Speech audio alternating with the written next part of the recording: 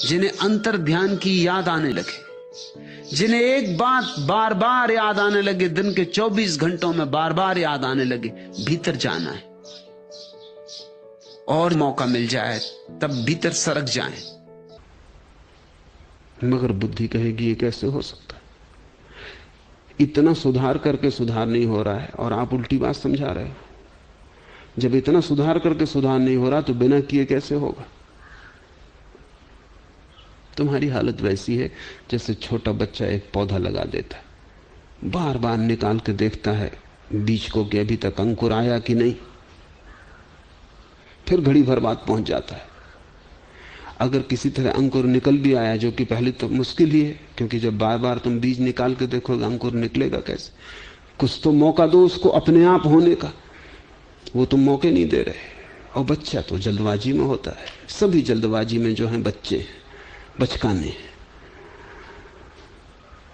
अगर किसी तरह अंकुर निकल आया, बच्चा भूल चूक गया, कहीं छुट्टी पे चला गया, कुछ हो गया और किसी तरह अंकुर निकल आया बच्चे के बावजूद, बच्चा रहता तब तो निकलना मुश्किल ही था, तो अब बच्चा जल्दी में उसको खींच के बड़ा करना चाहता है कि जल्दी से खींच के बड़ा कर दे, जैसे कोई पौधे में स्प्रिंग लगा हो कि तुम उसे खींच लो वो बड़ा हो जाए, या जैसे कि पौधा कोई इलास्टिक का धागा हो कि तुम खींच लो वो बड़ा हो जाए। बच्चा खींचतान में उसको तोड़ डालेगा, रोएगा, चिल्लाएगा कि मैं कुछ बुरा तो कर नहीं रहा था, इसको सिर्फ बड़ा करने की कोशिश कर रहा था कि जल्दी हो जाए, फूल लग जाए। पौधा अपने से बढ़ता है, नदियां अपने से बहती, तुम्हें कोई धक्का देने की जरूरत थोड़ी है। बच्चे अपने से बड़े होते हैं, तुम्हें बड़े करने की जरूरत थोड़ी है। जीवन अपने से चलता है, तुम नहीं थे तब भी चल रहा था, तुम नहीं रहोगे तब भी चलता रहेगा। क्रांतिकारी मुफ्त ही बीच में शोरगुल मचा के ये एहसास कर लेता अपने भीतर कि मेरे बिना सारी दुनिया नरक में चली जाएगी। कोई कहीं नहीं जा रहा है, क्रांतिकारी आते हैं और चले जाते हैं, संसार अपने ढंग से चलता रहता है। बुराई को कोई कभी मिटा नहीं पाया, क्योंकि बुराई भलाई का आनुषंगिक अंग है। रावण को कोई कभी मिटा नहीं पाया, क्योंकि रामलीला ही मिट जाए, रावण के साथ चलती है। ज्ञानी देखता है इस सत्य को कि चीजें अपने से होती हैं। कबीर ने कहा अन्न किए सब होए। तुम करने की व्यर्थ झंझावात में मत पड़ जाना। और जो सत्य है बाहर के संबंध में, वही सत्य भीतर के संबंध में भी। लोग मेरे पास आते हैं, वो कहते हैं काम वासना को कैसे विजय करें, क्या करें, ब्रह्मचर्य को कैसे लाएं। मैं उनसे पूछता हूं काम वासना को तुम लाए थे? हम तो नहीं लाए। जिसको तुम नहीं लाए उसको तुम मिटा कैसे सकोगे? जिसने आते वक्त तुम्हारी आज्ञा नहीं मांगी, जिसका प्रारंभ तुम्हारे हाथ में नहीं है, उसका अंत तुम्हारे हाथ में कैसे हो सकेगा? कहां से काम वासना आई है? वो कहते हैं हमें कुछ पता नहीं।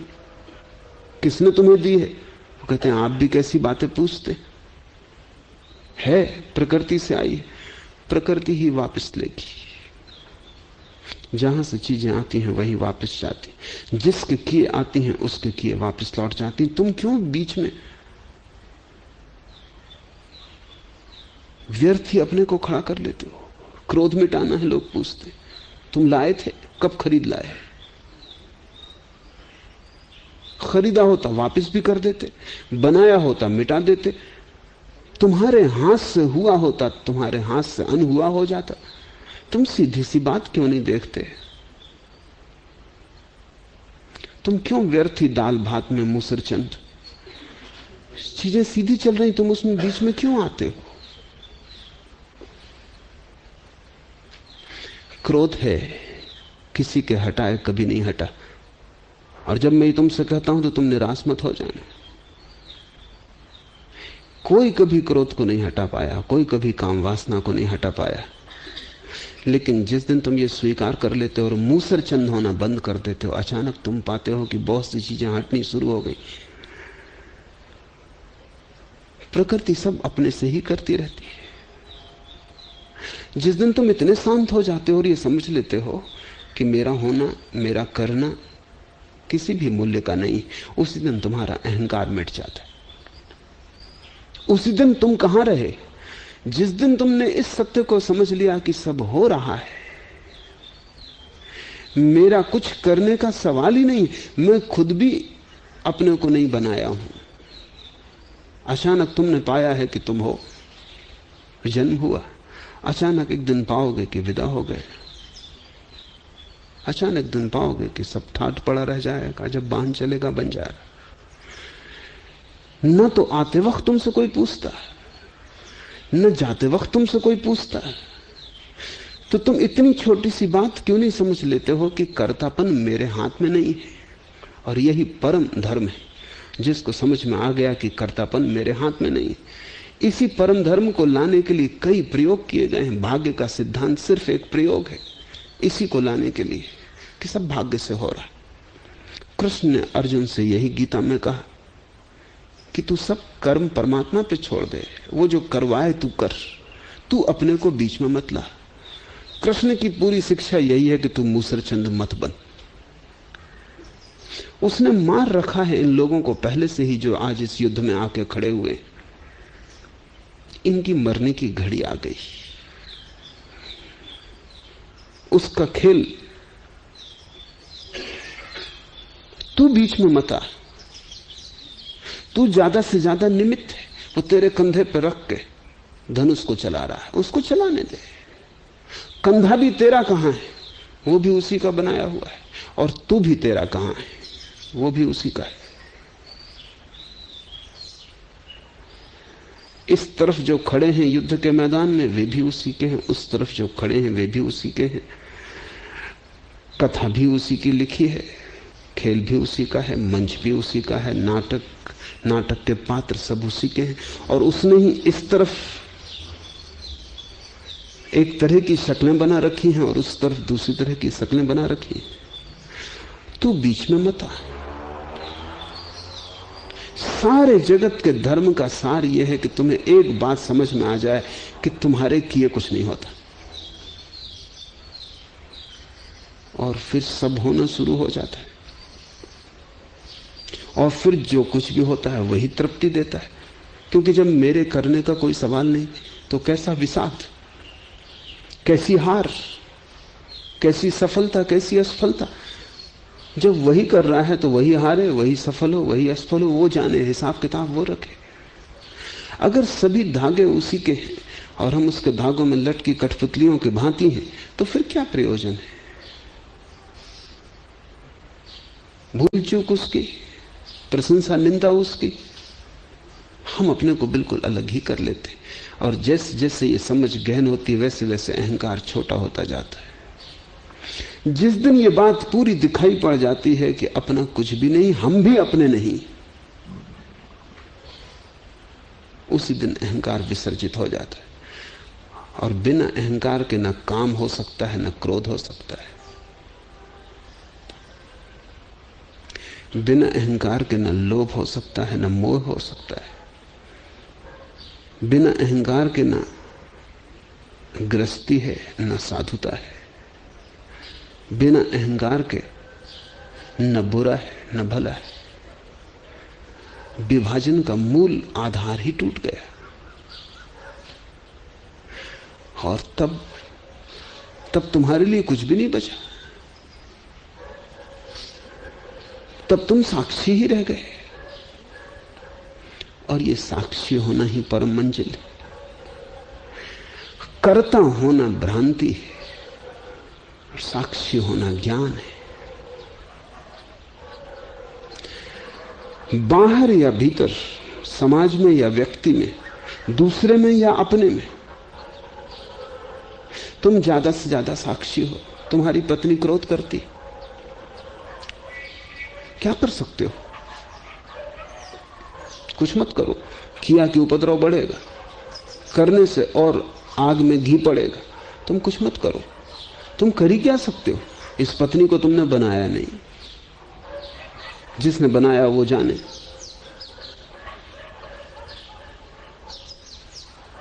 ये पत्नी तुम्हारे हाथ में कोई वस्तु तो नहीं है कि तुम उससे रंग रोगन दे दो, बदल दो। इसकी अपनी जीवन यात्रा है और क्षण भर का खेल है कि रास्ते पे तुम दोनों मिल गए हो, कि किसी पुरोहित ने एक नाटक रचा दिया और 7 चक्कर लगवा दिए। राह पर मिल गए थे, राह पर थोड़ी देर साथ हो, अलग हो जाओगे। दोस्ती क्षण भर की है, साथ चलना क्षण भर का है। उसकी अपनी यात्रा है, तुम्हारी अपनी यात्रा है। अगर वो क्रोधित होती तो वो जाने, तुम क्या कर सकते हो? तुम सिर्फ साक्षी हो सकते हो। तुम चेष्टा मत करना उसको सुधारने की, क्योंकि मैं देखता हूं हजारों गृहस्थियां इसलिए बर्बाद हो गई हैं, हो रही, कि या तो पत्नी पति को सुधार रही या पति पत्नी को सुधार रहा। और इस सुधारने के धंधे में पत्नियां बहुत ही कुशल हैं, पतियों को सुधारने में लगी। तुम न तो दूसरे को सुधारने की चेष्टा करना, क्योंकि कौन किसको सुधार पाया है। बाप भी बेटे को नहीं सुधार सकता, छोटा सा बेटा, अभी कोई भी ताकत नहीं, लेकिन उसको भी कोई सुधार नहीं सकता। सुधारा कि तुम बिगाड़ोगे। तो लाओस से कहता है जो कर्म करता है वह बिगाड़ देता है। जिस बाप ने सोचा कि बेटे को सुधारना, उसने बिगाड़ा। अच्छे बाप अनिवार्य रूप से बुरे बेटे के जन्मदाता हो जाते। जिस पत्नी ने सोचा कि सुधारना है, कि संबंध नष्ट हुआ, कलह शुरू हुई। जिस समाज ने सोचा कि सुधारना है, ये करना है, वो करना है, जिस समाज में भी सुधारक और क्रांतिकारी पैदा हो गए, वही समाज बर्बाद हो गया। दुनिया अपने से चलती है, ये नदी अपने से बहती है। तुम किनारे बैठ रहो, तुम जितना मौज ले सको ले लो। और अगर कर्ता का भाव चला जाए तो पत्नी जब क्रुद्ध होगी तब भी नाटक देखने में तुम मजा ले सकते हो,